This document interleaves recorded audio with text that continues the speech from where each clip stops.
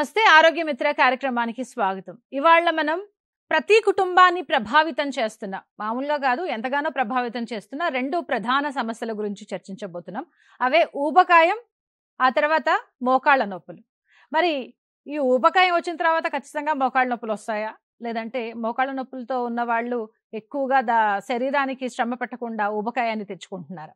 ఈ సమస్యలకు ప్రకృతి చికిత్సలో ఉన్న శాస్త్రీయ పరిష్కారాలు, సహజ చికిత్సా విధానాల గురించి వివరించడానికి మనతో ఉన్నారు నేచర్ క్యూర్ హాస్పిటల్ నుంచి సూపరింటెండెంట్ డాక్టర్ మాలతి శ్యామల గారు. హలో అండి, వెల్కమ్ టు టీ సెట్. నమస్తే అండి.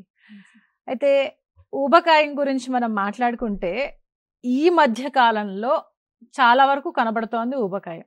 దానికి కారణాలు మనం చూసుకుంటే ఆహారం అని కొంతమంది చెప్తున్నారు, ఎక్సర్సైజ్ లేకపోవడం అని కొంతమంది చెప్తున్నారు, వాళ్ళు చేస్తున్న ఉద్యోగం వల్ల వస్తుందని చెప్పేసి కూడా చెప్తున్నారు. నేచర్ క్యూర్లో మీరున్నారు కాబట్టి సహజంగా ప్రకృతి పరంగా ఆ ఆలోచనలు ఆ విధంగా ఉంటాయి కాబట్టి మీరు ఏం చెప్తారు ఈ ఊబకాయానికి సంబంధించి? కారణం ఏమై ఉంటుంది ప్రధానంగా? అసలు ఫస్ట్ ఊబకాయం చాలా మందికి డిఫరెన్స్ ఉంటుందండి.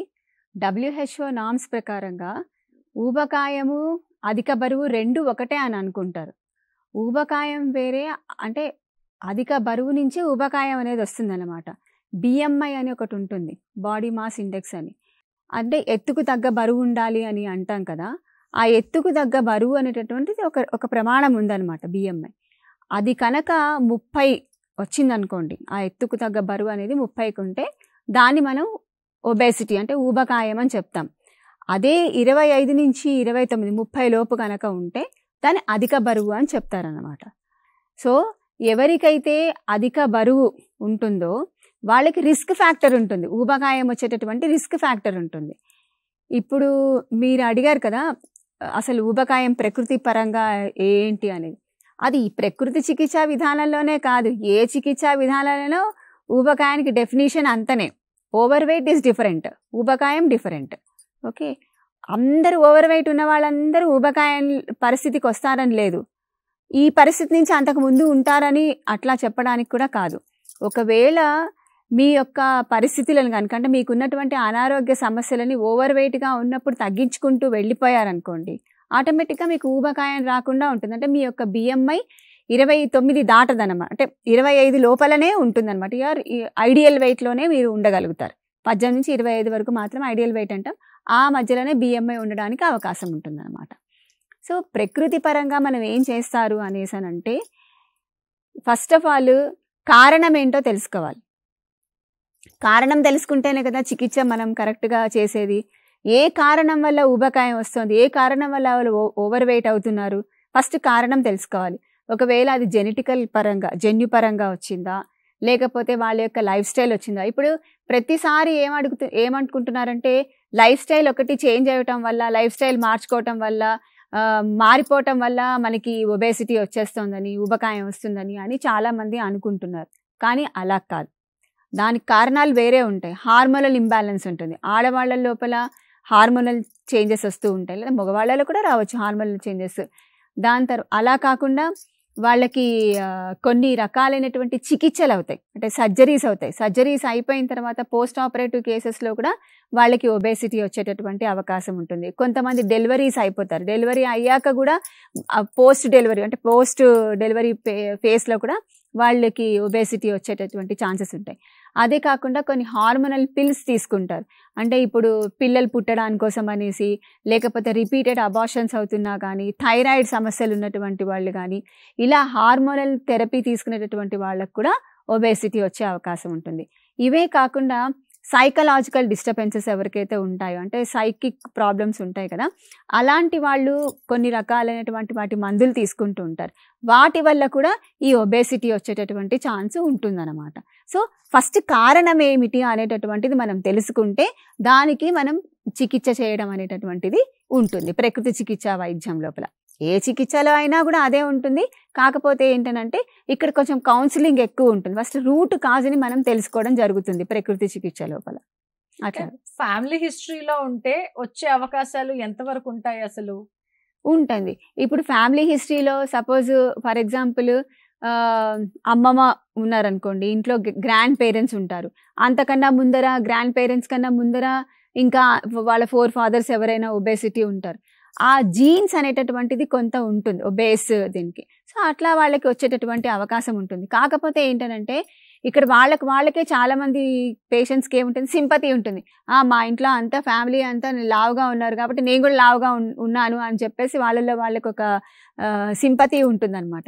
సో అట్లా కాకుండా ఒకవేళ ఎవరైతే లావుగా ఉన్నారో అంటే ఒబేస్గా ఉన్నారో వాళ్ళు కనుక వాళ్ళ యొక్క పద్ధతిని కనుక మార్చుకుంటే తప్పకుండా వాళ్ళు మళ్ళీ నార్మల్ వెయిట్కి వచ్చేటటువంటి అవకాశం ఉంటుందన్నమాట. అట్లా శరీరంలో బాగా అవసరానికి మించిన కొవ్వు పేరుకుపోవడం, అదే ఒబేసిటీ. అది కూడా దీని కిందే వస్తుందా, లేదంటే అంతే బ్యాడ్ కొలెస్ట్రాల్, గుడ్ కొలెస్ట్రాల్ ఇవన్నీ చెప్తూ ఉంటారు కదా? అవును. అంటే ఇక్కడ ఒకటి కొలెస్ట్రాల్ కొంత మనం బ్లడ్ పారామీటర్స్ తీసుకుంటామండి. మామూలుగా రొటీన్గా బ్లడ్ టెస్ట్ చేయించుకున్నప్పుడు కొలెస్ట్రాల్ కూడా చేయించుకుంటాం రొటీన్. ఇప్పుడు అందరూ రొటీన్గా అదేమంటారు ఒక ప్యాకేజెస్ వచ్చేసాయి, ప్రతి 6 నెలలకి సంవత్సరానికి ఇన్సూరెన్స్లు కవర్ అవుతున్నాయి అని చెప్పేసి అందరూ చేసుకున్నారు. చాలా మంచిది, చాలా మంచి పద్ధతి అది అసలు. యాక్చువల్గా అది డయాగ్నోస్టిక్ సెంటర్లో వెళ్తున్నారు, చేయించుకుంటున్నారు. సో దాని లోపల గుడ్ కొలెస్ట్రాల్, బ్యాడ్ కొలెస్ట్రాల్ అనేసి ఉంటుంది. కొలెస్ట్రాల్ ఎక్కువగా ఉన్నంత మాత్రాన వాళ్ళు ఒబేస్గా ఉంటారని లేదు. అక్కడ బక్కగా ఉన్న వాళ్ళకు కూడా కొలెస్ట్రాల్ ఉండొచ్చు. అందరూ చాలా వరకు అనుకుంటారు, లేదు ఉండదు, కొలెస్ట్రాల్ సమస్య ఉంటుంది, సన్నగా ఉన్న వాళ్ళలో ఈ కొలెస్ట్రాల్ కి సంబంధించిన సమస్యలు రావు అని చెప్పి. లేదండి, అది అపోహ మాత్రమే. సన్నగా ఉన్న వాళ్ళందరూ ఆరోగ్యంగా ఉంటారని మనం లేదు, ఎక్కడా లేదు. వాళ్ళలో కూడా అనారోగ్యం ఉండొచ్చు, ఎందుకు ఉండకూడదు?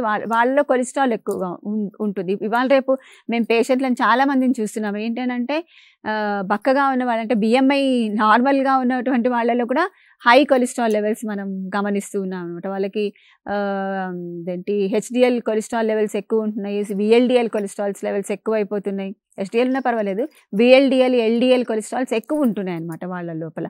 సో ఉబకాయం ఉన్నటువంటి ప్రతి లావుగా ఉన్న వాళ్ళకి కొలెస్ట్రాల్ ఉంటుందని మనం అనుకోవడానికి వీల్లేదు. అలా ఏం ఉండదండి. అంటే సన్నగా ఉన్న వాళ్ళలో కారణాలు ఏమై ఉంటాయంటారు? ఫ్యామిలీ హిస్టరీ ఉండొచ్చు, లేకపోతే లైఫ్ స్టైల్. అలా కాదు, వాళ్ళ లైఫ్ స్టైల్ కూడా ఉండొచ్చు. ఏంటంటే ఇక్కడ వాళ్ళ యొక్క మెటబాలిక్ రేట్ ఉంటుంది. ఇప్పుడు సన్నగా ఉంటే వాళ్ళకి కొంచెం మెటబాలిక్ రేట్ ఎక్కువగా ఉంటుంది అని అంటాం కదా.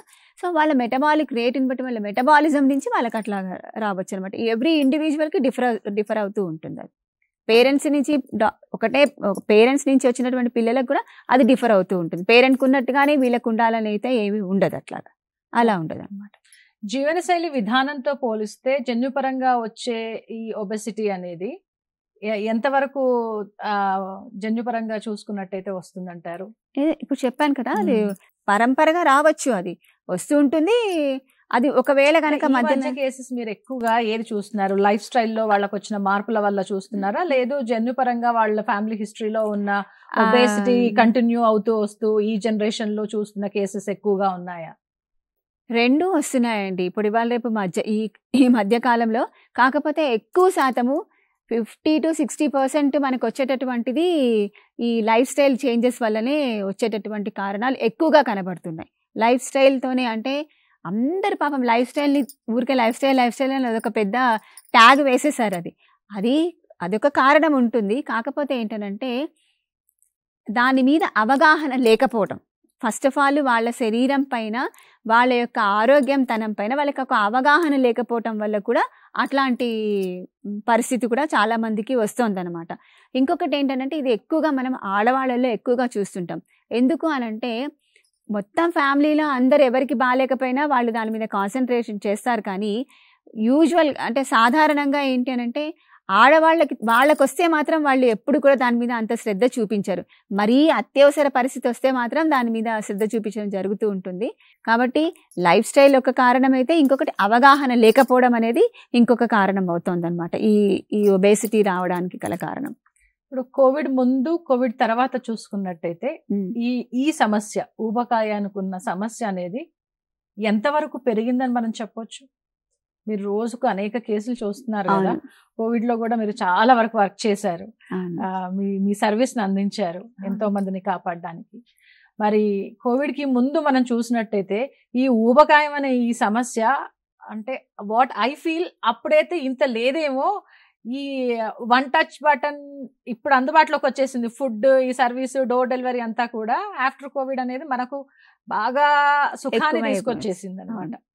ఒక సోఫాలో కూర్చొని ఒక బటన్ నొక్కితే చాలు ఇంటి ముందుకు అన్ని వస్తున్నాయి ఆఫ్టర్ ద కోవిడ్. కానీ బిఫోర్ ద కోవిడ్ ఏంటంటే 4 అడుగులు వేసి ఆ కూరగాయలకో లేదంటే మనకు అవసరానికి నడిచి వెళ్ళేవాళ్ళు, కనీసం ఆ నడకైనా ఉండేదేమో.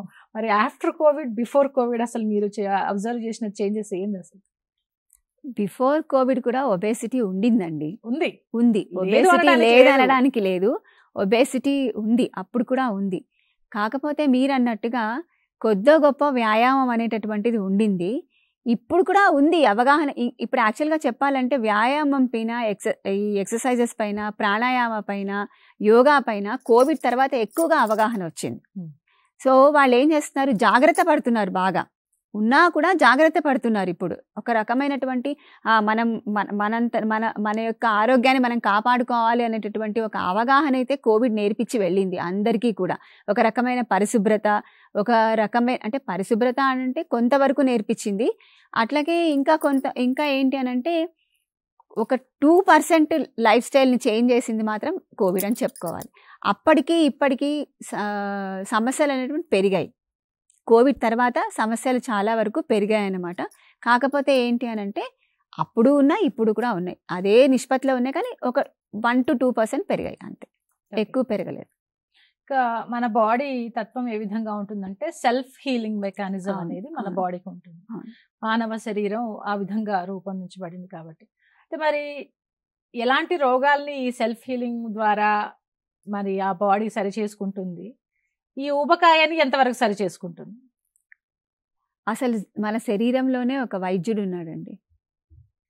మన శరీరంలోనే వైద్యుడు. అసలు మన శరీరము నిజంగా మనం చూసుకుంటే కనుక ప్రతి దానికి ఒక వార్నింగ్ సైన్ ఇస్తుంది. ప్రతి దానికి ఒక వార్నింగ్, ఒక బెల్ కొట్టినట్టుగా మనకు ఒక సైన్ ఇస్తూ పోతుంది. ప్రతి సమస్య వచ్చే ముందర ఇప్పుడు మనకి ఫర్ ఎగ్జాంపుల్ లావ్ అవుతున్నాము అని అంటే మనకే చేంజెస్ తెలుస్తుంది. నువ్వు దాన్ని నెగ్లెక్ట్ చేశారనుకోండి, అదేం చేస్తుంది, కొన్ని రోజులు పాపం మనకి చెప్తూ పోతుంది, వినలేదనుకోండి దానిపైన అది చేసుకుంటుంది. సో మన శరీరంలో ఉన్నటువంటి వైద్యుణ్ణి మనం లేపేటటువంటిదే ప్రకృతి వైద్యం. సహజ సిద్ధంగా జరిగేటటువంటి అన్ని క్రియలకి, సహజ సిద్ధంగా వచ్చేటటువంటి అన్ని వైద్య చికిత్సలకి కూడా ఉండేటటువంటిది ఏంటి అని అంటే మన శరీరంలో ఉన్నటువంటి ఒక వైద్యుణ్ణి మేలుకొలపడమే సహజంగా. ఓకే, సో ఇంకొకటి ఏంటి అని అంటే ఇప్పుడు ఈ ఊబకాయమే అని కాదు, ఏ శరీరంలో ఏ డిసీజ్ వచ్చినా కూడా, ఏ రకమైన హార్మోనల్ ప్రాబ్లమ్స్ వచ్చినా, లేకపోతే కనుక ఆర్థరైటిస్ ప్రాబ్లం వచ్చినా, లేకపోతే స్కిన్ డిసీజ్ వచ్చినా, ఆస్తమా వచ్చినా, ఏ ప్రాబ్లం వచ్చినా కూడా మన శరీరం అనేటటువంటిది ఒక పరిమాణంలో అది ఉంటుందన్నమాట. సో అది కనుక అధిగమించేసింది అనేసనంటే మనకి తప్పకుండా మన శరీరం డిసీజ్డ్ అవుతుంది. డిసీజ్ అంటే అన్ఈజీనెస్ ఇన్ ద బాడీ అన్నమాట, అది జరుగుతుంది. బరువు తగ్గించడంలో డైట్స్ పాత్ర ఈ మధ్య కాలంలో చాలానే ఉంది. కానీ మన పెద్దవాళ్ళు పూర్వీకులు మనకి 15 రోజులకు ఒకసారి ఉపవాసం చేస్తే మంచిది అని చెప్పేసి ఒక నియమం అయితే పెట్టారు. అది ఇప్పుడు కొంత ఫాలో అవుతున్నారు. కానీ ఈ డైట్ల రూపంలో అది మనం చూస్తూనే ఉంటాం. అంత ఉపవాసం కాకపోయినా క్రాష్ డైట్స్ అని, ఇంటర్మీడియట్ డైట్స్ అని అవి మనం చూస్తూనే ఉంటాం. మరి ఈ డైట్స్ ఎంతవరకు ఉపయోగపడతాయి బరువుని తగ్గించడంలో? ఒక పాయింట్ అయితే, రెండోది ఉపవాసం అనేది శరీరానికి అవసరమా? ఈ రోజుల్లో ఉన్న మన లైఫ్ స్టైల్కి ఉపవాసం అనేది ఎంతవరకు అవసరం? బరువు నియంత్రణలో ఉంచడానికి ఉపవాసం ఉపయోగపడుతుందా? 100% ఉపయోగపడుతుంది ఉపవాసం అనేది. ఉపవాసం అనంటే ఇక్కడ చాలా రకాలుగా ఉంది. కొంతమంది ఇప్పుడు మీరు చెప్పారు కదా క్రాష్ కోర్సు డైట్లు చేస్తున్నారని, ఓ వారం రోజుల పాటు పూర్తిగా తిండి మానేస్తారు, అసలు ఏమీ తినరు. కొంతమంది జ్యూసుల మీద ఫాస్టింగ్ ఉంటానని అంటారు. కొంతమంది ఓన్లీ హై ప్రోటీన్ డైటే తీసుకొని ఒక వారం రోజులు ఉంటానని చెప్తారు, ఓ 15 రోజులు ఉంటారు. ఇంకో కొంతమంది ఓ నెలల పాటు ఏదో కలుపుకొని తాగేసి మేము ఆ డైట్లో ఉన్నాము అని చెప్తారు. ఒక్క విషయం మనం గుర్తుపెట్టుకోవాలి, ఊబకాయానికి అంటే ఈ ఒబేసిటీకి కానీ ఓవర్ వెయిట్కి కానీ ప్రపంచంలో ఎక్కడా మందు కనుక్కోలేదు. ఏ వైద్య చికిత్సలో కూడా మందు లేదు, ఆయుర్వేదంలో మందు లేదు, హోమియోపతిలో మందు లేదు, అలోపతిలో మందు లేదు. మందు ఉన్నదల్లా ఎక్కడ అనంటే మన దగ్గరే ఉందన్నమాట, మన దగ్గరే ఉంది. ఆ మందు ఏంటి అనేసనంటే మీరు చేసేటటువంటి ఉపవాసం ఏదైతే ఉందో ఆ డైట్ రిస్ట్రిక్షన్. ఉపవాసం అనంటే మొత్తం అన్నం మానేయాలని అలా కాదు, మొత్తం ఆహారమే మానేయాలని కాదు. ఆ తీసుకునేటటువంటి ఆహారాన్ని ఒక నిష్పత్తి లోపల ఒక నియంత్రణగా తీసుకుంటే గనక మనం ఆటోమేటిక్గా మనము బరువు తగ్గేటటువంటి అవకాశం ఉంటుంది. ఉపవాసం పెట్టారు కదా పూర్వకాలంలో, అది చాలా ఆరోగ్యం పరంగా ఆలోచన చేసే పెట్టారన్నమాట. ఎందుకు అనంటే ఒక రోజు కనుక మనం ఉపవాసం ఉంటే మన శరీరంలో మనం ఏమీ ఆహార పదార్థాలు తీసుకోకుండా ఉంటే మనలో ఉన్నటువంటి ఎక్స్క్రీటరీ ఆర్గన్స్, ఏవైతే వ్యర్థ పదార్థాలని బయటికి పంపించేటటువంటి ఎక్స్క్రీటరీ ఆర్గన్స్ ఉంటాయి కదా, ఆ ఆర్గన్స్కి పని ఎక్కువ జరుగుతుందన్నమాట. అప్పుడు శరీరంలో పేరుకున్నటువంటి టాక్సిన్స్ ఏవైతే ఉంటాయో అవి త్వరగా బయటికి వెళ్ళిపోయేటటువంటి అవకాశం మనకి ఉంటుంది. సో ఒకరోజు ఉపవాసం ఉండటం వలన మన శరీరంకి ఉన్నటువంటి వ్యర్థ పదార్థాలను బయటికి పంపించే అవయవాలు, అంటే మూత్ర విసర్జన చేస్తాము, దాని తర్వాత మల విసర్జన చేస్తాము, మనం రెస్పిరేటరీ సిస్టమ్ ఒకటి ఉంటుంది, దాని తర్వాత స్కిన్ ఒకటి ఉంటుంది. ఈ ఉన్నాయి కదా, ఇవన్నీ ఈ 4 ఆర్గన్స్ చాలా ఫాస్ట్గా మంచిగా పనిచేస్తాయి అన్నమాట. అందుకని శరీరంలో ఉన్న విష పదార్థాలన్నీ బయటికి పంపించాలి అనేసనంటే ఒక పూట ఉపవాసం చేయడం చాలా మంచిది. అది కూడా ఎలా చేయాలి అని అంటే ఫ్రూట్స్తోనో, అంటే తేలికగా జీర్ణమైన అబ్జార్ప్షన్, మనకి శరీరానికి శక్తిని రావాలి, ప్లస్ అదేవిధంగా మనకి ఉపవాసం చేసినట్టుగా అంటే ఆహారం తక్కువగా తీసుకోవడం జరగాలి, ప్లస్ శక్తిని కూడా రావాలి. అట్లాంటప్పుడు మనం ఏం తీసుకుంటాము, తేలికగా జీర్ణమయ్యేటటువంటివి, తాగగానే తీసుకోగానే అబ్జార్ప్షన్ అయ్యేటటువంటి పదార్థాలు మనం తీసుకోవాలి. అవేంటి ఎక్కువగా ఏముంటాయని అంటే ఫ్రూట్ జ్యూసెస్ ఎక్కువగా ఉంటాయి.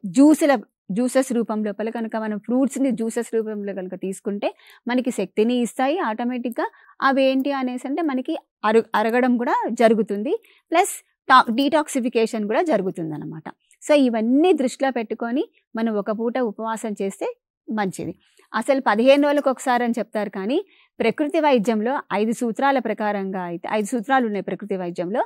దాని లోపల వారానికి ఒకసారి ఉపవాసం చేయాలి, తప్పకుండా వారంలో ఒకరోజు ఉపవాసం చేయాలి. అది ఎలాగా అంటే జ్యూస్ ఫాస్టింగ్ చేయొచ్చు, లేదా అంటే వాటర్ ఫాస్టింగ్ చేయొచ్చు, లేదా అంటే మీరు ఉండలేనటువంటి వాళ్ళు కొబ్బరి నీళ్ళు తీసుకోవచ్చు, అలా మజ్జిగ తీసుకోవచ్చు, తేలికగా అంటే పల్చటి మజ్జిగ తీసుకోవచ్చు, అలా ఉపవాసం చేయవచ్చు ఒకరోజు, వారానికి ఒకరోజు. అంటే వారానికి ఒకరోజు చేస్తే కలిగే లాభం ఏంటి అసలు, మేము ఎందుకు చేయాలని చెప్పేసి వాళ్ళు అడిగారు అనుకోండి, చేయాలంటే ఇదే అదే డీటాక్సిఫికేషన్. ఈ మధ్యకాలంలో బాగా వాడుతున్నారు డీటాక్సిఫికేషన్ కోసం.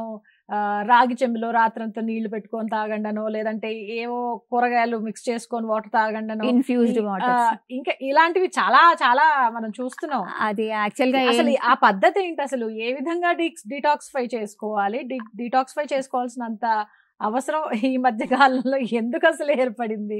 యాక్చువల్గా మేడం ఒకటి అంటే ఇవన్నీ మేము చేస్తున్నామనంటే మేము ప్రకృతికి దగ్గరగా ఉన్నామని ఒక చెప్పుకోవడమే. వాళ్ళు చేశారు ఇన్ఫ్యూజ్డ్ వాటర్. అసలు ఇది అంతా ఒక రకమైన వ్యాపారం, ఓపెన్గా చెప్తున్నాను. అదంతా ఏం కాదు, మనం పూర్వకాలం నుంచి వచ్చేటటువంటిది ఏదైతే ఉందో అది ఫాలో అవ్వడం బెటర్. ఇప్పుడు 4 క్యారెట్ ముక్కలు, ఒక కీరా ముక్క నీళ్ళల్లో నానబెట్టుకొని రేపు పొద్దున్న నేను తిన్నాను, అది ఇన్ఫ్యూజ్డ్ వాటరు, నాకు డీటాక్సిఫికేషన్, దాని బదులు క్యారెట్ జ్యూసే తాగొచ్చు కదా. దానిలో నీళ్ళలో నానబెట్టుకొని తాగడం ఎందుకు, కీరా జ్యూసే తాగొచ్చు, డైరెక్ట్గా కీరానే జ్యూస్ చేసుకొని తాగొచ్చు, క్యారెట్నే జ్యూస్ చేసుకొని తాగొచ్చు. ఒక పూట ఉపవాసం ఉన్నప్పుడు ఈ జ్యూసులన్నీ తాగిన ఉపవాసం ఉండొచ్చు కదా. అది తీసుకొని దాని తర్వాత మళ్ళీ మధ్యలో నీకు కావాల్సినటువంటి నీకు ఇష్టమైనటువంటి ఆహారం ఏదైతే శరీరానికి అవసరం లేదో ఆ ఆహారాన్ని తీసుకుంటున్నావు అని అంటే అది you are not related to the నేచర్కి రిలేట్ అవుతున్నామని మాత్రం మనం చెప్పుకోవడానికి వీల్లేదు. ఓకే, ఇప్పుడు జ్యూసులు తీసుకోవచ్చు అని చెప్పేసి మీరు అంటున్నారు కదా, కానీ ఈ జ్యూస్ల పరంగా కాదు, కూరగాయని కూరగాయ విధంగా తినాలి, పండుని పండు విధంగా తింటే ఫైబర్ కూడా మన శరీరానికి అందుతుంది, జ్యూస్లు అంత అవసరం లేదని చెప్పేసి కొంతమంది చెప్తూ ఉంటారు డాక్టర్లు. మరి మీరు ఏం చెప్తారు? ఉపవాసం చేసేటప్పుడు నేను ఏం చెప్తున్నానంటే, ఇప్పుడు మనము లిక్విడ్ ఫాస్టింగ్ అని మనం ఒకటి చెప్తాం కదా, మా దగ్గర ఎలాగా ఉంటుందనంటే ఒకవేళ ఒబేసిటీ ఉన్నటువంటి ఒక పేషెంట్ వచ్చారనుకోండి, ఒబేసిటీ ఉన్న వాళ్ళు వచ్చినప్పుడు ఫస్ట్ వాళ్ళకి కౌన్సిలింగ్ ఇస్తాం. మా దగ్గర ఈ విధమైనటువంటి చికిత్సా విధానాలు ఉన్నాయి అని వాళ్ళకి ఎక్స్ప్లెయిన్ చేయడం జరుగుతుంది. సో అప్పుడు వాళ్ళకి ఒకవేళ ఒక పరిస్థితులను బట్టి వాళ్ళకి ఉపవాసం చేయాలి అని అనుకున్నారనుకోండి, ఎక్స్ప్లెయిన్ చేస్తాం. వాళ్ళని ఫస్ట్ జ్యూస్ ఫాస్టింగ్ మీద మనం పెడతాం అన్నమాట. సో అప్పుడు ఏమవుతుంది అని అంటే శరీరంలో ఉన్నటువంటి వాటర్ రిటెన్షన్ ఏదైతే ఉంటుందో, కొంతమందికి వాటర్ రిటెన్షన్ వల్ల కూడా ఊబకాయం వస్తూ ఉంటుంది. హార్మోనల్ పిల్స్ తీసుకున్న వాళ్ళకి వాటర్ రిటెన్షన్ వల్ల ఎక్కువగా వస్తుంది. సో అప్పుడు ఏమవుతుంది అని అంటే విసర్జన అవయవాలకి ఇప్పుడు ఇంతకుముందు నేను చెప్పినటువంటి విధంగా ఎక్కువ పని చేయడం జరుగుతుందన్నమాట. సో దానివల్ల ఏమవుతుంది, వాటర్ అంతా ఎక్సెస్ ఆఫ్ ద వాటర్ అంతా బయటికి వెళ్ళడం జరిగిపోతుంది. ఇంకా ఒకటి ఏంటి అని అంటే ఒకవేళ ఉండలేము అనేటటువంటి వాళ్ళకి ఫ్రూట్ ఫాస్టింగ్ పెడతాం. అంటే పొద్దున, సాయంకాలం, మధ్యాహ్నం 4 పూట్ల కూడా వాళ్ళకి ఫ్రూట్ డైట్, అంటే సీజనల్ ఫ్రూట్స్ ఏవైతే ఉంటాయో ఆ సీజనల్ ఫ్రూట్స్ని మనం ఇచ్చుకుంటూ కూడా మనం వాటికి ఫాస్టింగ్ పెడతాం. ఇంకా కొంతమంది పేషెంట్స్కి ఏం చేస్తాము అని అంటే ఒక పూట కుక్డ్ మీల్, అంటే తేలికగా జీర్ణమయ్యేటటువంటి చపాతీలు కానీ లేకపోతే బాయిల్ వెజిటబుల్స్తో కానీ మజ్జిగ అలాంటివన్నీ ఇచ్చి ఒక పూట అది పెట్టి ఇంకొక పూట మాత్రం ఓన్లీ ఫ్రూట్స్ మీద చేస్తామన్నమాట. అట్లా కూడా ఒక పూట కుక్డ్ మీల్, ఒక పూట రా డైట్ అంటే ఇదే సలాడ్స్, ఫ్రూట్స్ అలాగా ఇచ్చి ఒక పూట మనం వాళ్ళకి ఫాస్టింగ్ పెడతాం. సో ఇవన్నీ చేయటం వల్ల ఏమవుతుంది అని అంటే బరువుని నియంత్రణ, క్యాలరీస్ తీసుకునేటటువంటి క్యాలరీస్ అక్కడ తక్కువవుతాయి అనమాట. రిస్ట్రిక్షన్ జరిగిపోతాయి. శరీరానికి ఎంత క్యాలరీస్ కావాలో అన్ని క్యాలరీస్ మాత్రమే దానికి రావడం జరుగుతుంది. ఎక్సెస్ ఆఫ్ ద క్యాలరీస్ అనేటటువంటిది మనం అక్కడ కట్ చేయడం జరుగుతుంది అనమాట. సో అందుకోసమని ఫాస్టింగ్ చేయటం వలన ఎక్సెస్ ఆఫ్ ద క్యాలరీస్, శరీరంలోనికి వచ్చేటటువంటి క్యాలరీస్ బ్రేక్ చేయడం జరుగుతుంది అనమాట, రిస్ట్రిక్ట్ చేయడం జరుగుతుంది. కాబట్టి ఉపవాసం చేయడం మంచిది. ఓకే. మడ్ బాత్ కానీ హైడ్రోథెరపీస్ కానీ ఈ థెరపీస్ గురించి మీరు ఏం చెప్తారు? అలాంటి థెరపీలు తీసుకోవడం వల్ల బరువు అనేది నియంత్రణలో ఉంటుందా, లేదా ఊబకాయంతో ఇబ్బంది పడే వాళ్ళు ఆ ఊబకాయ సమస్య నుంచి బయటపడతారా? మడ్ థెరపీ మాకు ఒక న్యాచురోపతిలో మడ్ థెరపీ, ఎందుకంటే పంచమహాభూతాలతో మేము ట్రీట్మెంట్ చేస్తాం కాబట్టి, భూజల అపవాయురగ్నితో చేస్తాం కాబట్టి, భూమి అంటే ఇక్కడ మాకు మట్టి చికిత్స ఉంటుంది. ఈ మట్టి చికిత్సని మనం ఎలా చేస్తామంటే పార్షల్ మడ్ అప్లికేషన్స్ ఉంటాయి, మడ్ ప్యాక్స్ వేయడం వల్ల జరుగుతుంది. లేదా హోల్ బాడీకి కూడా మనం మట్టి అప్లై చేసి సూర్యకాంతికి, డైరెక్ట్ సన్లైట్కి మనం ఎక్స్పోజ్ చేసి ఒక 30 minutes వాళ్ళని మనం ఉంచుతామన్నమాట. సో అలాగా చేసినప్పుడు ఏమవుతుంది అని అంటే వాటి లోపల మెటబాలిక్ యాక్టివిటీ పెరుగుతుంది. దీనిలో మెటబాలిక్ యాక్టివిటీ పెరుగుతుందన్నమాట. ఆటోమేటిక్గా ఎప్పుడైతే యాక్టివిటీ పెరుగుతుందో, స్తబ్దంగా ఉన్నటువంటి యాక్టివిటీ ఒకసారి పెరిగిందనుకోండి, ఆటోమేటిక్గా ఎనర్జీ ఎక్కువగా రిలీజ్ అవుతుంది. అప్పుడు ఫ్యాట్ మెటబాలిజం అనేటటువంటిది త్వరగా, అంటే దాని మెటబాలిక్ యాక్టివిటీ, ఫ్యాట్కి మెటబాలిజం యాక్టివిటీ పెరుగుతుందన్నమాట. ఇది సైంటిఫిక్ స్టడీస్ చాలా జరిగాయి. ఇప్పుడు ఇంకా మేము దాన్ని చేస్తూ ఉన్నాం. ఇప్పుడు కూడా స్టబ్బర్న్ గా ఉన్న ఫ్యాట్ అంతా కరగటం మొదలు పెడుతుంది. యాక్టివిటీ పెరగటం వలన అది ఆ ప్రాసెస్ జరగడం స్టార్ట్ అవుతుంది అన్నమాట యాక్చువల్గా. సో మడ్ బాత్ చాలా వరకు ఒబేసిటీ ఉన్న వాళ్ళకి చాలా ఉపయోగపడుతుంది. ఒబేసిటీ ఉన్న వాళ్ళకే మడ్ బాత్ కాదండి, చాలా సమస్యలకి మడ్ బాత్ చాలా బాగా పనిచేస్తుంది. అది అన్ని చర్మ వ్యాధులకి కానీ ప్రతి వాటికి కూడా అది చాలా బాగా మడ్ బాత్ చాలా హెల్ప్ఫుల్ అవుతుంది అనమాట. ఇంకా తర్వాత హైడ్రోథెరపీ చికిత్సలు అన్నారు కదా, దాని లోపల ఏంటి అని అంటే మేము రీసెంట్గా ఒక రీసెర్చ్ చేసాము. ఫుల్ వెట్ షీట్ ప్యాక్ అని ఒక థెరపీ ఉంటుంది అనమాట. ఒక ప్యాక్ ఉంటుంది. ఆ ప్యాక్ని మనము రెగ్యులర్గా వేస్తుంటాం. ఎవ్రీ ఆల్టర్నేట్ డేస్ లోపల మనం ఆ ప్యాక్ని వేయడం జరుగుతుంది అనమాట పేషెంట్కి. అది కూడా ఎలాగానంటే వాళ్ళ ఏజ్ని బట్టి, వాళ్ళకు ఉన్నటువంటి పూర్వ సమస్యలను బట్టి, ప్లస్ వాళ్ళకి అది తట్టుకోగలుగుతారా లేదా అనేటటువంటిది చూసి వాళ్ళకి కౌన్సిలింగ్ ఇచ్చిన తర్వాత వాళ్ళ ఫుల్ వెట్ షీట్ ప్యాక్ వేయడం అనేది జరుగుతుందన్నమాట. సో ఆ వెట్ షీట్ ప్యాక్ వేయటం వల్ల కూడా మేము ఇప్పుడు పరిశోధన, దట్ ఈస్ మాకు ఇప్పుడు జరుగుతోంది ఒక రీసెర్చ్, దానివల్ల కూడా చాలా మంచి రిజల్ట్స్ వస్తున్నాయి. అంటే ఇంచ్ లాస్ బాగా జరుగుతుంది అనమాట దానివల్ల. ఫుల్ వెట్ షీట్ ప్యాక్ వేసి తీసేసిన తర్వాత మనం కనుక బరువుని చూస్తే దాదాపు 200 గ్రాములు వరకు తగ్గుతోంది అనమాట. వెయిట్లో డిఫరెన్సెస్ అనేటటువంటిది మనకి అక్కడ రావడం జరుగుతుంది ప్రతిసారికి కూడా. సో అట్లా కూడా ఈ ఫుల్ వెట్ షీట్ ప్యాక్ అనేటటువంటిది హెల్ప్ఫుల్ అవుతుంది. ఇది కూడా ఏంటి అని అంటే ఇది కూడా మెటబాలిక్ యాక్టివిటీని యాక్టివేట్ చేస్తుంది అన్నమాట. అందుకని అలాగా దానికి స్టడీస్ ఉన్నాయి, దాని ప్రకారంగా మేము చేస్తున్నాం ఇప్పుడు. డాక్టర్ గారు, ప్రోటీన్ ఫుడ్ కి సంబంధించి మనం మాట్లాడినట్టయితే, ప్రోటీన్ ఫుడ్ తీసుకోవాలి అని అంటే మీట్ తీసుకోవాలని చెప్పేసి చాలా మంది అనుకుంటూ ఉంటారు. మీట్ ని వాళ్ళు యాడ్ చేసుకుంటూ ఉంటారు. దీని గురించి మీరు ఏం చెప్తారు? ఇప్పుడు రెడ్ మీట్ తీసుకోకూడదని కొంతమంది, లేదు ఫిష్ యాడ్ చేసుకోవాలి వాళ్ళ ఫుడ్ లో అని కొంతమంది, ఇలాంటివి యాడ్ చేసుకుంటూ ఉంటే కూడా అధిక బరువుకు దారి తీయొచ్చు కదా. మరి వీటి పట్ల మీరేమంటారు? అసలు ప్రకృతి వైద్యంలో మేము నాన్ వెజిటేరియనే చెప్పము. ఇంకా అసలు మీట్ గురించి ఫిష్ గురించి అనేది సమస్య మాకు తలెత్తదు. మేము ప్రోటీన్ తీసుకోవాలి అని అంటే మంచిగా స్ప్రౌట్స్, చక్కగా పెసలు, శనగలు, అలసందలు, మనకి రాగులు, ఇలాంటివన్నీ కూడా, పల్లీలు, నువ్వులు, ఇలాంటివన్నీ కూడా మనం మంచిగా నానబెట్టుకొని నెక్స్ట్ డే స్ప్రౌట్స్ చాట్ అనేది ఒకటి ఉంటుంది, అలా చేసుకొని తింటే దానిలో కావాల్సినంత ప్రోటీన్ ఉంది. దొడ్డు శనగలు ఉన్నాయి. దాని తర్వాత చిక్కుడు గింజలు, ఇప్పుడు మంచి సీజన్, చిక్కుడు సీజన్. ఇప్పుడు ఈ సీజన్లో మంచిగా వస్తాయన్నమాట. ఇప్పుడు ప్రోటీన్ డైట్ మనకి బాగా కావాలి ఈ కాలంలో, మనకి ప్రోటీన్ డైట్. అందుకే భగవంతుడు కూడా మనకి ఏం చేశాడు అనేసనంటే, భగవంతుడు ఎలా చేశారనంటే, ఇచ్చేటటువంటి ఫలాలు కూడా కాలానికి అనుగుణంగా ఇవ్వడం మొదలుపెట్టాడు. బాగా చెప్పారు. కాలానికి అనుగుణంగా ఇవ్వడం మొదలెట్టారు. ఇప్పుడు మీకు వేసవికాలంలో చిక్కుడుకాయలు వస్తాయా అంటే బాగా మండు వేసవిలో, రథసప్తమి వరకు, అంటే ఫిబ్రవరి మార్చ్ వరకు వస్తాయి. దాని తర్వాత అన్ని తగ్గిపోతాయి. ఇప్పుడు వస్తాయి మళ్ళీ చిక్కుడుకాయలు, అయిపోతుంది ఇంకా అంతే. దాని తర్వాత మళ్ళీ మనకి చిక్కుడుకాయలు అనేటటువంటి కనబడ్డా కూడా దానిలో పురుగులు ఉంటాయి ఖచ్చితంగా. ఎందుకు అంటే సీజన్ కాదు అది అనేసి. అన్సీజనల్ ఫ్రూట్స్ మనం ఇప్పుడు చూస్తున్నామండి. ఎప్పుడో మేలో రావాల్సిన మామిడి పండు ఇప్పుడు చూస్తున్నాం, ఇప్పుడు చూడాల్సిన సీతాఫలాన్ని మనం ఆగస్ట్ లో, జూన్ లో చూస్తున్నాం అసలు. అవును. సో మనకి భగవంతుడే ప్రకృతి పరంగా ఇచ్చాడనమాట. వాటిని మనం తీసుకుంటే ఇప్పుడు వచ్చే చిక్కుడుకాయలలో ఎంత ప్రోటీన్ ఉంటుంది, సోయాబీన్లో ప్రోటీన్స్, ఇవన్నీ ప్రోటీన్స్ వదిలేసి ప్రకృతి చికిత్సంగా, అంటే ప్రకృతి వైద్య చికిత్స పరంగా అయితే మేము నాన్ వెజిటేరియన్ అనేటటువంటిది ఎక్కడా కూడా మేము ఇవ్వడం అనేది జరగదు. అసలు మేము ప్రిస్క్రైబ్ చెయ్యము దాన్ని. వీటిలోనే, వెజిటేరియన్లోనే ఇన్ని ప్రోటీన్స్ ఉన్నాయి, ఇవి మీరు రెగ్యులర్గా తీసుకోండి, దీన్ని పరిమాణంలో ఇంత తీసుకోండి అని చెప్పి పేషెంట్ యొక్క ఆ పరిస్థితి, వాళ్ళ వ్యక్తి యొక్క పరిస్థితిని బట్టి మేము అడ్వైస్ ఇవ్వడం జరుగుతుంది. ఇక్కడ ఇంకొకటి ఏంటంటే, ప్రతి ఒక్క డైట్ ప్రిస్క్రిప్షన్ కూడా కస్టమైజ్, అంటే మీకు తగ్గట్టుగా మీకు, వేరే వాళ్ళకి తగ్గట్టుగా వేరే వాళ్ళకి, అట్లా వాళ్ళ యొక్క కస్టమైజ్ డైట్ ఉంటుంది. కానీ అందరికీ ఒకటే రకమైనటువంటి డైట్ ఇవ్వడం అనేది జరగదు. ఇంకా స్ట్రెస్ గురించి మనం మాట్లాడుకోవాలి మాలతి గారు. ఈ మధ్యకాలంలో చిన్నపిల్లల నుంచి మొదలు పెడితే పెద్దవాళ్ళ దాకా ప్రతి ఒక్కరి దగ్గర వినిపిస్తున్న మాట స్ట్రెస్ అన్నమాట. స్ట్రెస్కి గురవుతున్నారు. స్ట్రెస్ ఈటింగ్, ఎమోషనల్ ఈటింగ్, ఈ రెండిటి గురించి మనం మాట్లాడుకుంటే, ఈ రెండు కూడా సహజంగా ఉండాల్సిన బరువుని అసలు నియంత్రణలో పెట్టలేవేమో అనిపిస్తుంది.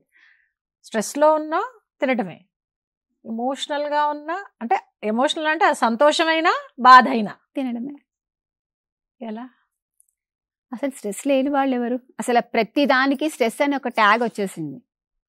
బరువు తగ్గాలి అంటే స్ట్రెస్ తగ్గించుకో అంటారు, డయాబెటీస్ తగ్గాలంటే స్ట్రెస్ తగ్గించుకో అని అంటారు, నీకు ఉద్యోగం రావాలి అంటే స్ట్రెస్ తగ్గించుకోమంటారు. ప్రతిదానికి స్ట్రెస్ ఒక ట్యాగ్ అయిపోయింది. అసలు స్ట్రెస్ అంటే ఏంటి? ఫస్ట్ ఆఫ్ ఆల్ దాని ఒక డెఫినేషన్ మనం ముందు దాన్ని తెలుసుకోవాలి. అంటే అనవసరమైనటువంటి కారణం లేకుండా మనం ఒకటే దాని గురించి మనం ఆలోచన చేసుకుంటూ మన శరీరం మీద మనకి ఒత్తిడి కలిగించడమే ఒక స్ట్రెస్.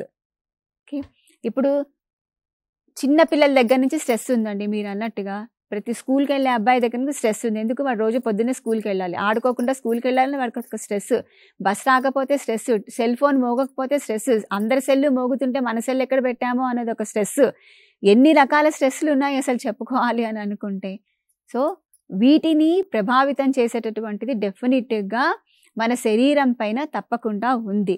ఏంటి అని అంటే, అన్నిటికన్నా మీరు అన్నట్టుగా బాధలో ఉన్నా వాళ్ళు ఎక్కువగా తింటారు, సంతోషంలో ఉన్నా అబ్బా నాకు ఇవాళ ఇంత సంతోషంగా ఉన్నానంటే ఏదో అచీవ్మెంట్ దొరికింది కదా అని చెప్పేసి కూడా ఎక్కువగా తినడం జరుగుతూ ఉంటుంది. ఆ తినేటటువంటి ఆహారాన్ని మంచిగా తింటే బాగుంటుంది. అంటే మంచి ఫుడ్ అని అంటే నేను ఏం చెప్తాను, మాటికి ఒకసారి పండ్లు, పచ్చి కూరగాయలు, లేకపోతే ఇంకేవటో అనేది కాదు. ఏదైనా సరే అమృతమైనటువంటి ఆహారాన్ని, అంటే ఏది తింటే మనకి త్వరగా జీర్ణం అవుతుందో, ఏది తింటే మన యొక్క మనసు ప్లస్ మన యొక్క శరీరము రెండు కూడా సమతుల్యంగా అంటే సమతుల్యమైనటువంటి ప్యారలల్గా ఒకదాని తర్వాత ఒకటి సమంగా వెళ్తాయో అట్లాంటి ఆహారాన్ని తీసుకోమని మేము అడ్వైస్ చేస్తాం అనమాట. ప్రకృతి వైద్యం అడ్వైస్ చేస్తుంది అది యాక్చువల్గా. తేలికగా జీర్ణమయ్యే ఆహారం అని అంటే ఇప్పుడు సాధారణంగా చెప్తాను, ప్రాసెస్డ్ ఫుడ్ ఉంది, బర్గర్ ఉంది, లేదా పిజ్జా ఉంది, లేకపోతే ఇవాళ రేపు అన్ని ఓవెన్లో వచ్చాయి.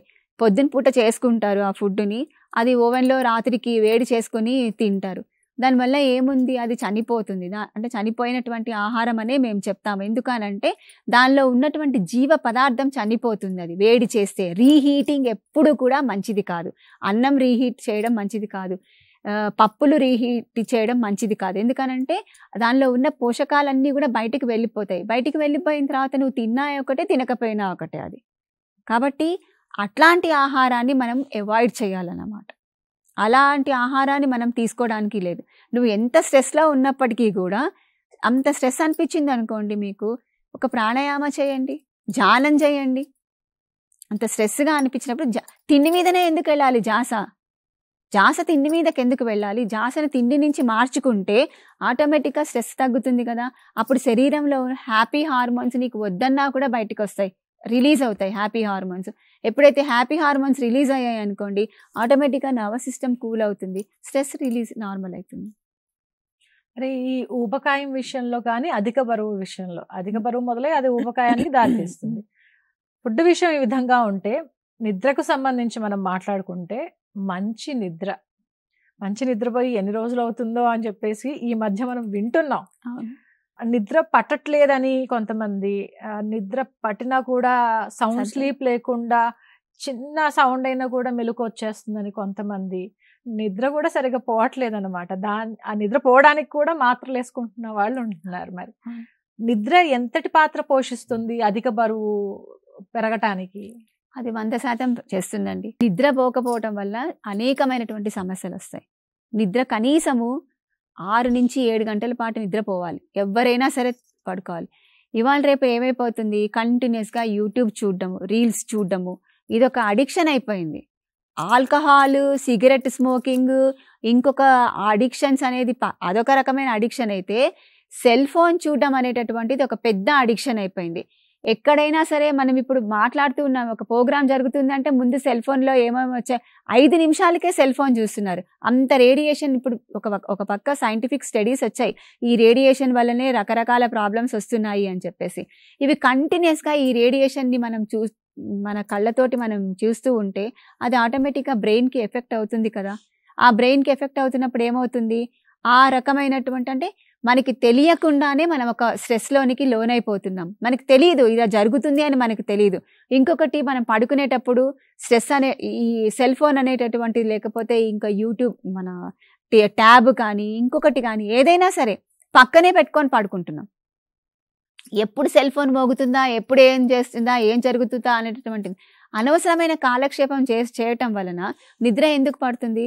12 వరకు, 1 గంట వరకు కంటిన్యూస్గా వర్క్ టార్గెట్స్ ఉన్నాయి. ఇవాళ రేపు ఉన్నటువంటి ఆధ్యాత్మికమైన, ఇవాళ రేపు ఉన్నటువంటి ఆధునికమైనటువంటి జీవన శైలి లోపల అనేకమైనటువంటి స్ట్రెస్లు ఉన్నాయి, టార్గెట్లు ఉన్నాయి, ఒప్పుకుంటాం. కానీ దానిని మనకు ఎంతవరకు అవసరమో, ఎంతవరకు మనం తీసుకోవాలా అనేటటువంటి అవగాహన చాలా మందికి లేకపోవటం వల్ల కూడా ఈ నిద్రలేనితనం అనేది వస్తుంది. ఇంకొకటి ఏంటంటే, నిద్ర రావటం లేదు కదా అని చెప్పి చాలా మంది ఏం చేస్తారు, ఆ అర్ధరాత్రి భోంచేస్తారు. అవును, చాలా మంది అర్ధరాత్రి late night dinner, mid night బిర్యానీలు, దాని తర్వాత అప్పుడు వెళ్ళి దోశ తినడము, 12:30కి వెళ్ళి ఆయిల్తో ఉన్న ఫుడ్ దోశ తిని, నువ్వు రాత్రిపూట నీకు అప్పుడు నిద్ర రాలేదనంటే ఏమవుతుంది, తర్వాత తిన్నది అరగటం కోసం అని చెప్పేసి మళ్ళీ సాఫ్ట్ డ్రింక్స్ అని, సోడా అని, అవన్నీ ఏమవుతాయి, అడిక్షన్స్ అయిపోతాయి కదా, ఎంటీ క్యాలరీస్ అవి. సో ఎంటీ క్యాలరీస్ అన్ని ఆటోమేటిక్గా లీడింగ్ టు ద ఒబేసిటీ. అజీర్ణం అనేటటువంటిది ఒక సమస్య తయారవుతుంది కదా ఆ రాత్రిపూట కనుక తింటే. అందుకే చూడండి, రాత్రిపూట ఎప్పుడు కూడా తేలికగా జీర్ణమయ్యే ఆహారాన్ని తీసుకోండి అని చెప్తారు. ఇంకా కొన్ని అసలు మామూలుగా ప్రకృతి వైద్యపరంగా ఏమిటనంటే, సూర్యుడు అస్తమించేసిన తర్వాత ఎప్పుడు కూడా అసలు భోజనం అనేటటువంటి ఆహారాన్ని, ఉడకబెట్టినటువంటి ఆహారాన్ని తీసుకోకూడదు అని మాకొక ప్రిన్సిపల్ ఉంటుందన్నమాట. ప్రిన్సిపల్ ఉంది యాక్చువల్గా. కానీ ఇప్పుడు పరిస్థితుల ప్రకారంగా ఏం చేస్తున్నారంటే కనీసం 7 వరకు అయినా 7 లోపైనా సరే భోజనాన్ని మీరు ముగించేసేయండి అని చెప్తున్నారు. అది కూడా ఏంటి, ఆహారం తేలికగా జీర్ణం అవ్వాలి అని. ఎందుకు అనంటే మధ్యాహ్నం పూట లంచ్ మనం సాలిడ్గా చేస్తాం. ఎందుకు చేస్తున్నాము, సూర్యుని యొక్క గతి ఎక్కువగా ఉండటం వలన దాని నుంచి మన మెటబాలిక్ యాక్టివిటీ బాగా జరుగుతుంది. ఇంకొకటి ఏంటంటే మనలో ఉన్నటువంటి ఆ రసాయనాలు ఏవైతే ఆహారం జీర్ణం అవ్వడానికి ఉపయోగపడేటువంటి రసాయనాలు ఉత్పత్తి అవ్వడం అనేది కరెక్ట్ అయినటువంటి నిష్పత్తిలో సూర్యుడు ఉన్నప్పుడు జరుగుతుంది. సూర్యుడు అస్తమిస్తూ ఉన్నప్పుడు అది తగ్గిపోవడం జరుగుతుంది అనమాట. అందుకోసమని నీకు అర్ధరాత్రి సూర్యుడు ఎక్కడ ఉంటాడు, మనకి వేరే దేశంలో ఉంటాడు, వాడు పనిచేస్తున్నాడు అని చెప్పి మనం కూడా ఇలాగే పని చేసుకుంటూ వెళ్తే ఎంత ఒబేసిటీ వస్తుంది, ఎన్ని రకాల స్కిన్ ప్రాబ్లమ్స్ వస్తున్నాయి, ఎన్ని రకాలటువంటి ఇన్సోమియా కారణం వలన చాలామంది సైకియాట్రిక్ ప్రాబ్లమ్స్లోనికి దిగిపడిపోతున్నారు అనమాట. అదొకటే కాదు, యాంగ్జైటీ, రకరకమైనటువంటి యాంగ్జైటీ, కోపము, చికాకు, పొద్దున్నే నిద్ర లేకుండా పొద్దున్నే పని చేయాలంటే చికాకు వస్తుంది ఆటోమేటిక్గా. ఆ నిద్ర వస్తూ ఉంటుంది, దాన్ని ఆపుకుంటూ ఉంటారు, ఆపుకుంటూ పని చేయాల్సి వస్తుంది. అంత టార్గెట్ చేయాల్సిన పని ఉంది. కాబట్టి ఈ రకమైనటువంటి అలవాటుని కనుక మనం మార్చుకుంటే డెఫినెట్గా మనకి ఈ ఊబకాయం రాకుండా మనం చాలా వరకు నియంత్రిస్తాం. అందుకే నేను చెప్పాను కదా, మనలో ఉన్నటువంటి వైద్యుడిని మనం మేల్కొలపాలి అనేసనంటే మనకి ఇప్పుడు వచ్చినటువంటి ఆధునికమైనటువంటి అలవాట్లు ఏవైతే ఉన్నాయో వాటిని కొంచెం పురాతనంలోనికి తీసుకొని వెళ్తే ఆటోమేటిక్గా మనం ఈ ఊబకాయం నుంచి బయటపడతాం. ఊబకాయానికి దారితీస్తే పద్ధతులు అంటే పరిస్థితులు అని అంటే ఆకలి చూసే ప్రేక్షకులు కనిపించవచ్చు. ఆకలి దాన్ని నియంత్రించుకోలేకపోతున్నామండి, బాగా ఆకలేస్తోంది, అదొక కారణం అయితే హార్మోనల్ ఇంబ్యాలెన్స్ కూడా ఒక కారణం. మరి ఎలా ఈ ఆకలిని నియంత్రణలో ఉంచుకోవాలి, మేము న్యాచురల్ పద్ధతులు ఏంటి అని చెప్పి అడిగితే ఏం చెప్తారు? ఆకలి ఇప్పుడు ఒక మనిషికి కొంతవరకు ఆకలి అని అంటే మనమే పొద్దున మనకి ఆకలేస్తుంటుంది, తినాలనిపిస్తుంది, బ్రేక్ఫాస్ట్ చేస్తారు. బ్రేక్ఫాస్ట్ అని అంటే ఇడ్లీ దోశ అలాంటివన్నీ తింటూ ఉంటారు. సరే తినొచ్చు, దానికి ఏం ప్రాబ్లం. అక్కడ కూడా పొద్దున్నే నూనె పదార్థం తింటే తప్పకుండా అది ప్రాబ్లమే అవుతుంది. నూనె లేకుండా అంటే ఆవిరికి ఉడికినటువంటి, ఇప్పుడు ఇడ్లీ ఉంది ఆవిరికి ఉడుకుతుంది, ఉప్మా కొంచెమే నూనె ఉంటుంది, అట్లాంటివి పోహా ఉంటుంది కొంచెమే నూనె ఉంటుంది, అట్లాంటివి బ్రేక్ఫాస్ట్ కింద తీసుకోవచ్చు. మధ్యాహ్నం లంచ్ మాత్రం సాలిడ్గా మీరు ఏవి తింటారో అన్నీ సాలిడ్గా లంచ్ చేయొచ్చు. అప్పుడు ఒక్కసారి కనుక మనము అంటే కడుపు నిండా భోజనం చేస్తే ఆకలి ఎందుకు వేస్తుంది? ఆ తినేటటువంటి పదార్థాలలో కూడా ఎలాంటి పదార్థాలు తీసుకుంటున్నాం మనము, పదార్థాలు తీసుకునే పదార్థాలపైన కూడా రిపీటెడ్గా ఆకలి అవ్వడం మొదలెడుతుంది. ఓకే, తీసుకునే ఆహార పదార్థాలపైన కూడా రిపీటెడ్గా ఆకలి, ఇప్పుడు తిన్న ఒక గంటకే ఆకలేస్తూ ఉంటుంది, ఏమీ తోచకపోతే ఆకలేస్తూ ఉంటుంది, చాలా మందికి తోచకపోతే ఆకలేస్తూ ఉంటుంది, పుస్తకం చదువుతున్నంతసేపు ఆకలేస్తూ ఉంటుంది, ఏమి పని చేయలేకపోతే కూడా ఆకలేస్తూ ఉంటుంది. సో మనంతట మనమే క్రియేట్ చేసుకోవాలి దాన్ని, పని మనంతట మనకే ఒక అవగాహన అనేటటువంటిది రావాలన్నమాట. స్కూల్లో పిల్లలకైతే టీచర్స్ నేర్పించడం కానీ, లేకపోతే ఇంట్లో తల్లిదండ్రులు కానీ పిల్లలకు నేర్పించవచ్చు. పెద్దవాళ్ళైతే ఆటోమేటిక్గా ఒక రొటీన్ పద్ధతిలో కనుక వాళ్ళు వెళ్ళారనుకోండి ఈ ఆకలిని నియంత్రించుకోవచ్చు కదా. ఒకసారి మనం తినేటటువంటి ఆహార పదార్థాల్లో సమతుల్యమైనటువంటి డైట్ ఉందనుకోండి, అంటే దాని లోపల ప్రోటీన్స్, కార్బోహైడ్రేట్స్, కొవ్వు పదార్థాలు ఎన్నైతే అంత కొవ్వు పదార్థాలు, దాని తర్వాత వైటమిన్లు, పోషక పదార్థాలు, మినరల్స్ అన్నీ కలిపినటువంటి ఆహారం కనుక ఉంటే కడుపు నిండా మనం భోజనం చేస్తే మళ్ళీ ఆకలి కాకుండా ఉంటుంది. అలా చేయట్లేదు ఇప్పుడు. డైటింగ్ అనేసి మళ్ళీ నేను లావైపోతానేమో అని చెప్పి కొంచెమే భోజనం చేయడము, నెక్స్ట్ ఒక గంట అయిపోయిన తర్వాత నాకు ఆకలేస్తుందని చెప్పి మళ్ళీ చిప్స్ తినడము, మళ్ళీ ఇంకొక రకమైన ఫాస్ట్ ఫుడ్స్ అనమాట, ఏవి తొందరగా దొరుకుతాయో అవి తినడము, లేకపోతే కనుక సాయంత్రం అయితే రకరకాలైనటువంటి స్నాక్స్ తినడము, ఇవన్నీ ఏమైపోతున్నాయి, ఒకదానికొకటి చైన్ రియాక్షన్ అయ్యి సగమే అరిగి, కొంచెం అరిగి అజీర్ణ వ్యాధిని తెచ్చుకుంటూ దానికి leading to the obesity. Calories ఖర్చు కావు, ఎక్కువ క్యాలరీస్ మనం తీసుకుంటున్నాము, ఒక పక్క ఆకలేతుంది, క్యాలరీస్ ఎక్కువ వస్తున్నాయి. దీనికి మనిషి ఎన్ని పూటలు తినాలి, ఎంత అవసరం ఉంటుంది? యాక్చువల్గా అయితే మేము రోజుకి 2 సార్లే భోజనం చేయాలి అని చెప్తాం. మనం కల్పించుకుందేమో పొద్దునే బ్రేక్ఫాస్ట్, సాయంత్రం టీతో పాటు బిస్కెట్, లేదంటే ఏవో జంతికలని అవన్నీ తిని ఆ తర్వాత మళ్ళీ నైట్ డిన్నర్, ఇన్నిసార్లు ఈ భోజనం ఇదంతా కూడా మనం కల్పించుకున్నటువంటిదే. కాకపోతే మేము ప్రకృతి వైద్యంలో ఏం చెప్తామంటే రోజుకి 2 సార్లు మాత్రమే భోజనం చేయాలి అని మేము చెప్తాం. అంటే పొద్దున పూట మేము యాక్చువల్గా మా దగ్గర హాస్పిటల్లో ఎలా ఉంటుందనంటే రాగి జావ, అది ఇప్పుడు మంచిగా రాగి జావ, బార్లీ వాటరు, డీటాక్సిఫికేషన్ కోసం అని బార్లీ వాటరు, స్ప్రౌట్స్, ఫ్రూట్స్ అలాంటివి ఇస్తాం. అది బ్రేక్ఫాస్ట్ లాగా.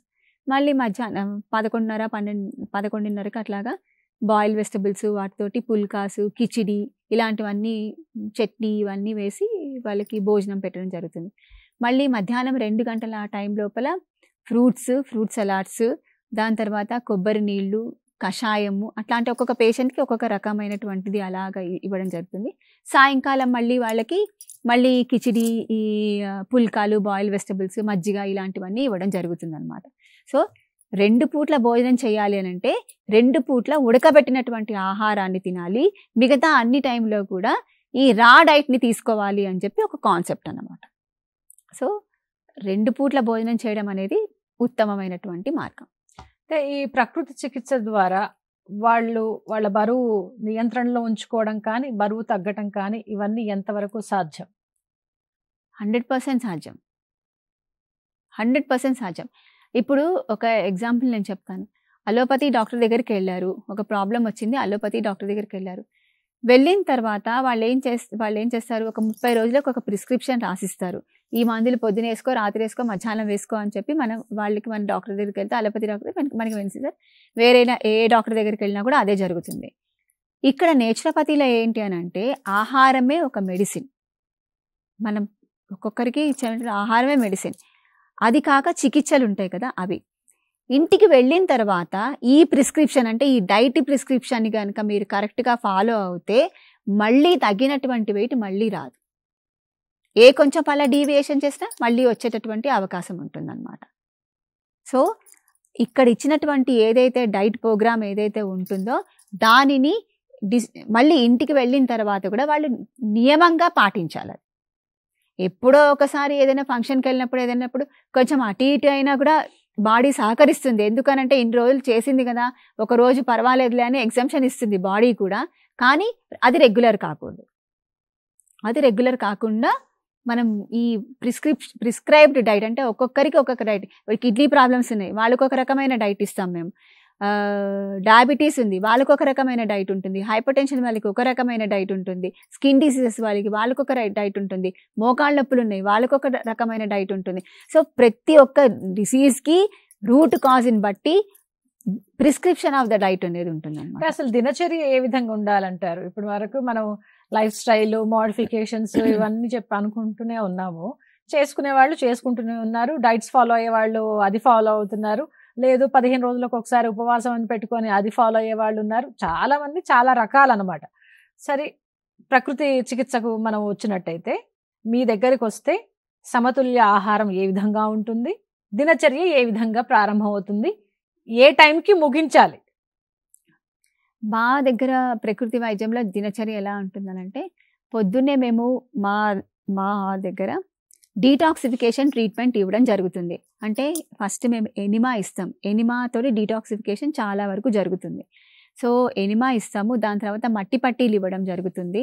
అది అయిపోయిన తర్వాత యోగా ప్రాణాయామ, అందరికీ కూడా యోగా ప్రాణాయామ వాళ్ళ ప్రాబ్లమ్స్కి తగ్గట్టుగా ఇండివిజువల్గా యోగా ప్రాణాయామ చెప్పడం జరుగుతుంది.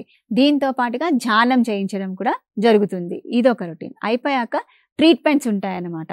మనం వాళ్ళకు తగ్గట్టుగా ట్రీట్మెంట్స్ రాయడం జరుగుతుంది. మసాజ్ థెరపీ కానీ, లేకపోతే హైడ్రోథెరపీ, మట్ థెరపీస్ కానీ, లేకపోతే సౌర చికిత్స థెరపీస్ కానీ, అట్లా ఒక్కొక్క రకమైనటువంటి వాళ్ళకి చికిత్స జరుగుతుంది. అది అయిపోయిన తర్వాత మళ్ళీ 11ంటికి ఆ టైం లోపల భోజనం, ఆహారం మనం వాళ్ళకి ప్రిస్క్రైబ్ చేసినట్టు డైట్ ఇవ్వడం జరుగుతుంది. అంటే పుల్కాలు, వెజిటబుల్స్ అలాంటివన్నీ. అది అయిపోయిన తర్వాత మళ్ళీ వాళ్ళకి మధ్యలో ఫిజియోథెరపీ ట్రీట్మెంట్ ఉంటుంది, ఆకుపంచర్ థెరపీ ఉంటుంది. అది అయిపోయాక మళ్ళీ మధ్యాహ్నం 2:30 టైంలో మళ్ళీ హైడ్రోథెరపీ ట్రీట్మెంట్స్, అంటే మడ్ బాత్ కానీ, మడ్ ప్యాక్స్ కానీ, లివర్ ప్యాక్స్ ఇట్లాంటివి, స్పైనల్ బాత్, స్పైనల్ జెట్, జాకూజీ, ఇలాంటి ట్రీట్మెంట్స్ అన్నీ, హైడ్రో డీలక్స్ మసాజెస్ అన్నీ ఉంటాయి. అలాంటి ట్రీట్మెంట్స్ అన్నీ ఇవ్వడం జరుగుతుందన్నమాట. అది అయిపోయిన తర్వాత మళ్ళీ మధ్యాహ్నం అదే టైం లోపల ఈ రా సలాడ్స్, ఫ్రూట్ జ్యూసెస్, దాని తర్వాత ఈ కోకోనట్ వాటర్, ప్రిస్క్రిప్షన్ పట్టి ఎలాంటి వాళ్ళు అలాంటివన్నీ ఇవ్వడం జరుగుతుంది.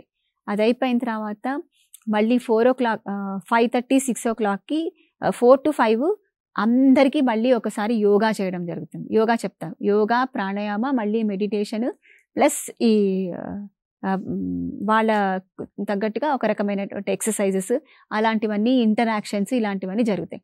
మళ్ళీ 6 o'clock ఆ టైం లోపల మళ్ళీ రాత్రిపూట డిన్నర్ చేయడం జరుగుతుంది. ఆ తర్వాత టోటల్గా రెస్ట్. 7 కల్లా రెస్ట్. ఓకే, 7 కల్లా ముగిచేస్తారు, ఇంకా అసలు ఏమి ఉండదు అనమాట. Last dinner is at 6 last, సాయంత్రం 6 గంటలకి, 5:30 నుంచి సూర్యుడు అస్తమిస్తూ ఉండగా అంతే వీళ్ళకి పెట్టాల్సిన భోజనం పెట్టేస్తుంది. క్యాంటీన్ క్లోజ్ చేసేస్తాం, 7 గంటలకి క్లోజ్. 7 గంటలకు క్లోజ్. కానీ 7 గంటలకల్లా తినేవాళ్ళు ఎంతమంది అండి అసలు? అందరు అక్కడ. అందుకే మేడం అంటే ఒకటి ఆ రకమైనటువంటి డిసిప్లిన్ రావాలి అని చెప్పడం కోసమనే ఆ నియమం పెట్టామన్నమాట. ఆ రకంగా డిసిప్లిన్ ఫాలో అవుతున్న వాళ్ళకి ఏ సమస్యలు రావట్లేదు. ఇప్పుడు చాలా మంది రిపీటెడ్ గా వస్తుంటే రావటం లేదు. డీవియేషన్ అవుతూ ఉంటే ఎట్లా అయినా డీవియేషన్ కాజెస్ అవుతాయి. కానీ కరెక్షన్ అనేది ఈ మధ్య కాలంలో చాలానే చూస్తున్నాం. చాలా మందికి అవగాహన వచ్చింది మేడం. చాలా మంది అవగాహన పొందుతున్నారు. ఇలా నా అంతట నేను చేంజ్ కావాలి, నా అంతట నేనే మంచి కావాలి అనేటటువంటిది అందరిలోనూ వస్తుంది అనమాట. ఎస్పెషల్గా ఇప్పుడు యంగ్స్టర్స్లో చాలా బాగా వస్తుంది. వాళ్ళల్లో చాలా మంది వర్కౌట్స్ బాగా చేస్తున్నారు.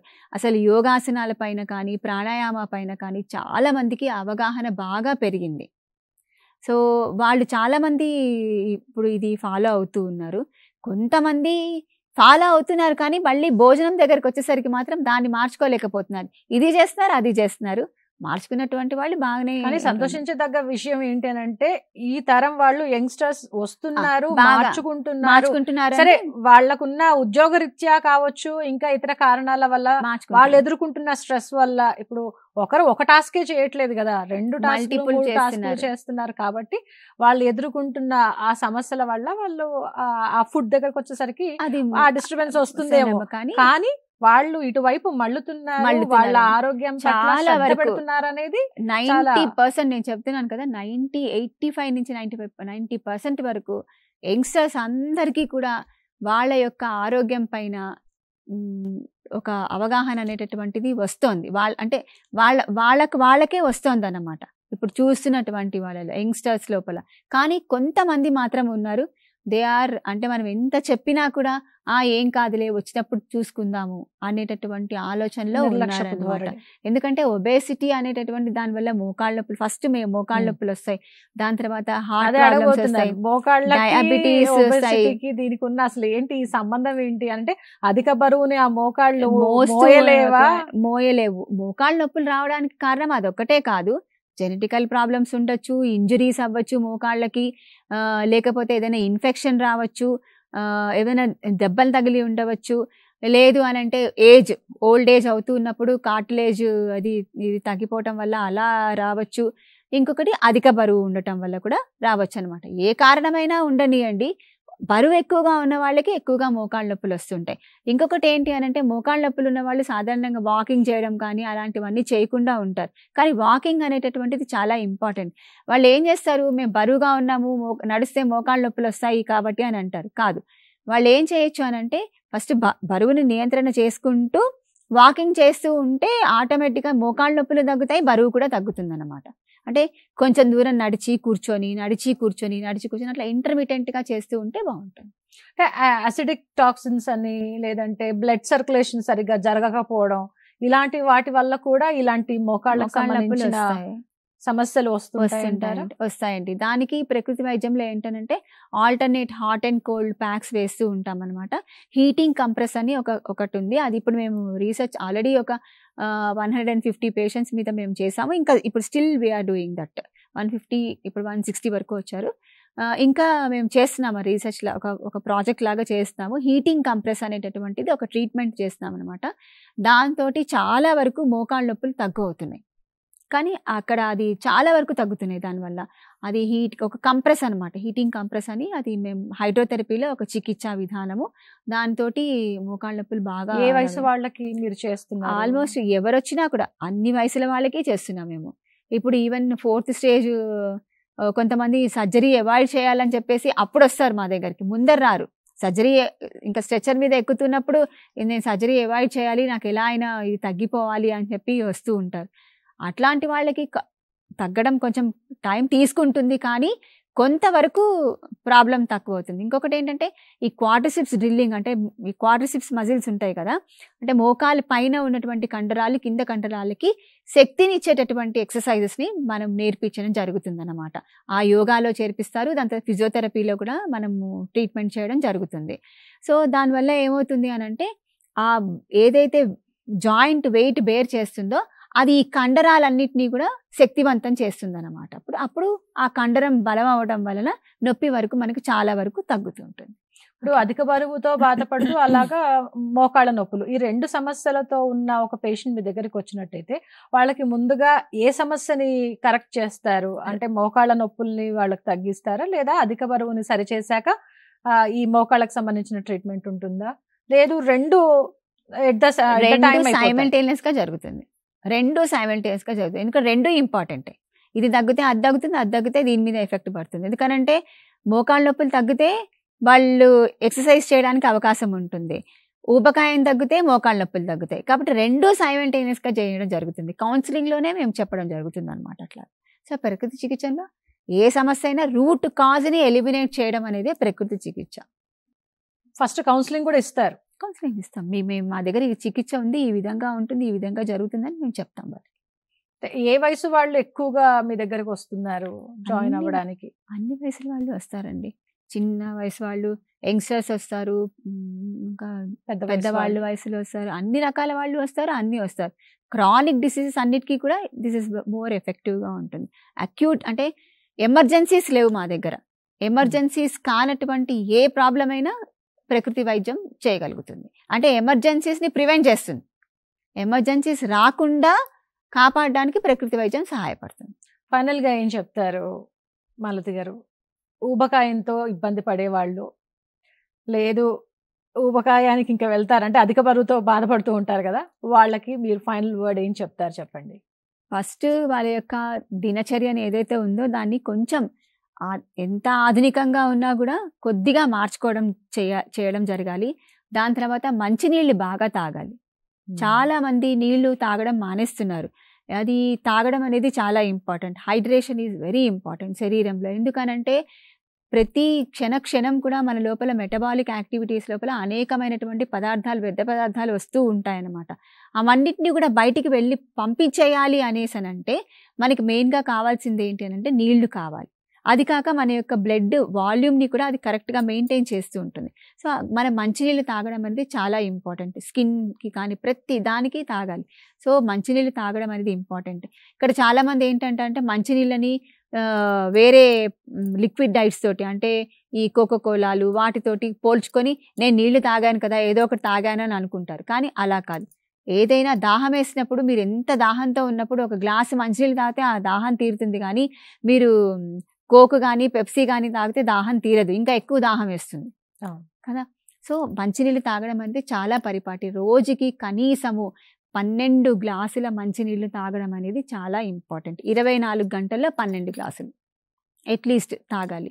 దాని తర్వాత రోజుకి వారంలో ఒకరోజు ఉపవాసం అనేది కంపల్సరీగా, ఒకరోజు ఉపవాసం సాధ్యమైనంత వరకు ప్రయత్నం చేస్తే మంచిది. అది ఫ్రూట్ ఒక పూట పుల్కా డైట్ అలా తీసుకున్నా కూడా, పొద్దున భోజనం చేసినా కూడా సాయంకాలం ఫ్రూట్స్ సలాడ్స్తో ఉంటే అదొక రకమైనటువంటి ఉపవాసం కిందనే దానిని మనం చెప్తాం. శివరాత్రి రోజు ఉపవాసం ఉంటారు, అన్ని పళ్ళతో ఉపవాసం ఉంటారు. అది ఎంత మంచి ఆరోగ్యం అసలుకి. యాక్చువల్గా అది పుణ్యం అని అంటారు. పుణ్యం అంటే ఏం లేదు, పుణ్యం అంటే ఆరోగ్యమే పుణ్యం. పుణ్యం అంటే ఆరోగ్యమే పుణ్యం అండి. పుణ్యం వస్తుందనంటే ఏంటి? మన శరీరానికి మనం పుణ్యం తెప్పించుకుంటున్నాం. ఎలాగా?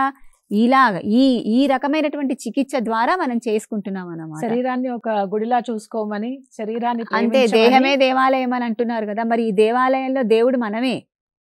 మన దేవుడు మనన్నే మనం కాపాడుకుంటున్నాం. ఆ దేవుడు ఎవరు అంటే వైద్యుడే.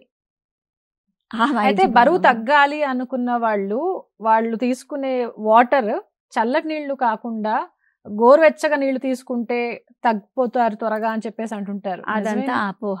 ఏమి లేదు, మంచినీళ్ళు తాగాలి. వేడి నీళ్ళు తాగితే కొవ్వు కరుగుతుందా అండి? లోపలికి వెళ్ళగానే చల్లగా అయిపోతా? శరీరంలో అలా ఏం ఉండదు. మీరు మామూలు నీళ్ళే తాగాలి. వేడి నీళ్ళు తాగితే కొవ్వు వేడితో కరిగిపోతుంది. నెయ్యి ఇదేమన్నా కరిగిపోవడానికి, లేకపోతే ఇంకో పదార్థం కాదు ఆ అది. కొవ్వును కరిగించడానికి వేడి సరైన నీళ్ళు exercise తాగాల్సిందే. చేయాల్సిందే. అంతే, ఎక్సర్సైజ్ చేయాలి. ఇంకొకటి రెగ్యులర్గా రోజులో 1 గంట సేపు వ్యాయామం చేయాలి. ఎలాంటి వ్యాయామం అయినా సరే గంట సేపు వ్యాయామం మాత్రం తప్పకుండా చేయాలి. దాని తర్వాత కనీసం రోజుకి 2 సార్లైనా ధ్యానం చేయాలి. ధ్యానం చేయటం వల్ల చాలా సమస్యలు, మీరు అన్నట్టు స్ట్రెస్ని మనం పోగొట్టుకోవచ్చు, ఊబకాయం రాకుండా చేసుకోవచ్చు. అనేక సమస్యలకి ఈ ధ్యానం అనేటటువంటిది ఉపయోగపడుతుంది అనమాట. రైట్ అండి, thanks for joining. Thank you అండి, నమస్తే. ఇది వాళ్ళ ఆరోగ్య మిత్ర కార్యక్రమం. చూస్తూనే ఉండండి TSAT.